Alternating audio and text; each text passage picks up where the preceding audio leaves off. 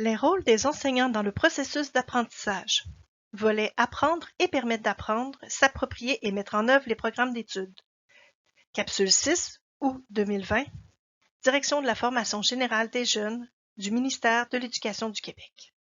Selon Archambault, Chouinard, Domagalazisk, Clem et Connell, en plus de jouer un rôle primordial en ce qui a trait à leur développement intellectuel, social, affectif, moteur et langagier, vous favorisez leur engagement et leur responsabilisation en leur permettant de jouer un rôle actif dans la construction de leur savoir.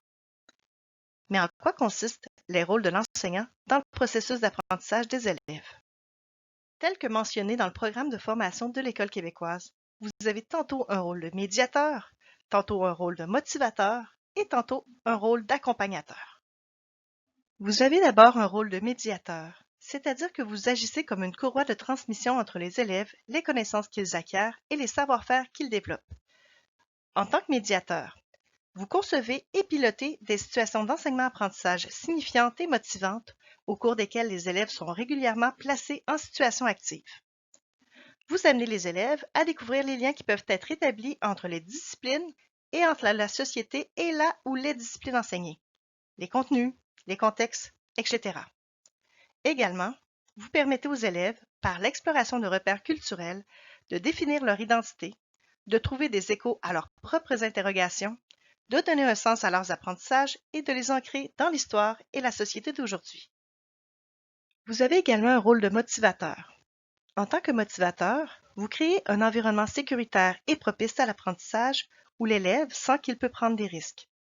Également, vous proposez des activités d'apprentissage qui partent des champs d'intérêt des élèves et dont ils peuvent percevoir l'utilité et la pertinence, qui éveillent leur curiosité, qui les amènent à s'intéresser à des phénomènes nouveaux pour eux, qui posent un défi à leur mesure, qui font de la classe un lieu de discussion et de recherche, et enfin, qui permettent un travail coopératif et la co-construction. Enfin, vous avez un rôle d'accompagnateur, de guide, puisque vous encadrez vos élèves tout au long de l'année scolaire dans la construction de leurs apprentissages. En tant qu'accompagnateur, vous bâtissez un lien de confiance avec vos élèves, respectez leur rythme d'apprentissage et favorisez leur autonomie. Vous formulez des attentes claires.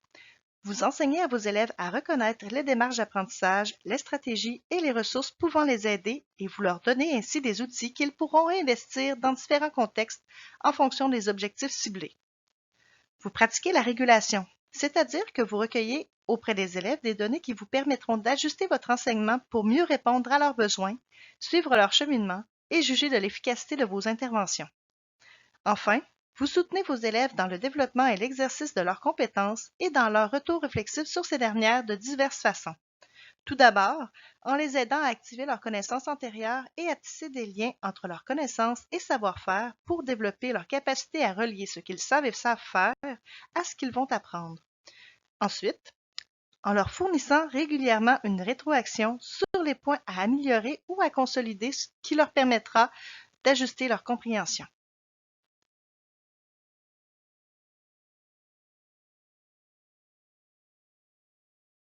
Vous êtes un expert de votre ou de vos disciplines, doublé d'un expert de l'enseignement et de l'apprentissage. En tant qu'expert, vous pouvez ajuster vos modalités d'enseignement, vos pratiques. Cette manière de concevoir l'enseignement renvoie à un souci d'amener chaque élève le plus loin possible. Le travail d'enseignant est à la fois un mandat individuel et collégial, c'est-à-dire que vous êtes responsable à titre individuel de vos actes professionnels, mais que les autres membres du personnel de l'école sont aussi conviés à des actions concertées pour nourrir une vision commune. La concertation pédagogique, la collaboration interdisciplinaire, les projets partagés et les activités communes sont autant de formules à exploiter pour faire en sorte que toutes les énergies tendent vers un seul objet, l'apprentissage.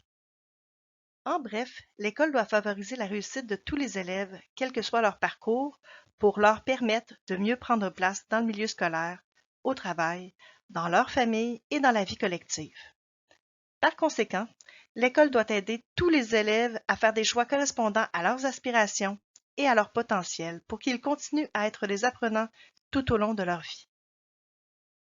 L'école aide les jeunes en les amenant à s'investir dans leurs apprentissages à l'aide de situations signifiantes, à tisser des liens entre leurs apprentissages. à se constituer un vaste répertoire de ressources diversifiées, à s'outiller de compétences et de stratégies utiles, et enfin, à porter un regard réflexif sur leurs apprentissages. Comme enseignantes et enseignants, nous avons un impact important sur la réussite des élèves, tant dans leur parcours scolaire que dans leur vie future. Nous les aidons à structurer leur identité, à construire leur vision du monde et à développer leur pouvoir d'action. Nous contribuons ainsi à former des citoyens et citoyennes responsables et engagés qui participeront activement à la vie démocratique, sociale, communautaire, économique et culturelle du Québec.